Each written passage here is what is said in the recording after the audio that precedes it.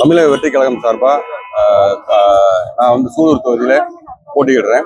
இங்க வந்து அதிமுக சார்பா சிட்டிங் எம்எல்ஏவும் மாவட்ட செயலாளர் திமுக அவங்க 2 பேரும் போட்டியிடுறாங்க. எங்களுக்கு மக்கள் ஆதரவு ரொம்ப சிறப்பா இருக்கு.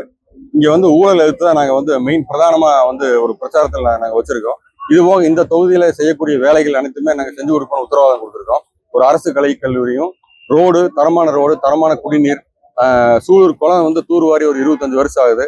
அதுல வந்து சாக்கடை நீர் கலக்காம குடிநீரா மாத்தி அதை வந்து மக்களுக்கு விநியோகம் பண்ற அளவுக்கு நாங்க வந்து அதை வந்து செப்பனிட போறோம். 2வது விசைத்தறி உரிமையாளர்களுக்கு நிறைய பிரச்சனை. அதாவது கரண்ட் பில் கூட கட்ட முடியாத அளவுக்கு அவங்களுக்கு வந்து கரண்ட் பில் அதிகமா இருக்கு.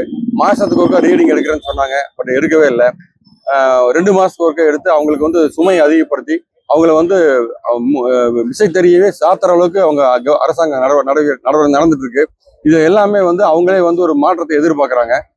தமிழக வெற்றி கழகம் வந்து இங்க சிறப்பான முறையில ஒரு நல்ல வாக்கு வங்கி வித்தியாசத்துல ஒரு 30,000 40,000 வாக்கு நாங்கள் ஜெயிப்போங்கிற நம்பிக்கை எங்களுக்கு இருக்கு. வேலுமணி வந்து தலைவராக ஏற்றுக்கிட்ட எம்ஜிஆர் முதல் கொண்டும் அம்மையார் ஜெயலலிதா முதல் கொண்டுமே சினிமால இருந்து வந்தவங்க தான். அதனால அதுக்கு வேற எந்த உதாரணம் தேவையில்லை. அவங்க அந்த கண்ணாடி கூண்டுக்குள்ள இருந்து கல்லறிய வேண்டாம்னு சொல்லுங்க. ஏன்னா அவங்க அதுக்குள்ளதான் இருக்காங்க. திரைத்துறை நம்பிதான் அவங்க ஆட்சியை நடத்தினாங்க. அதனால அதுக்கு பதில் அதுதான்.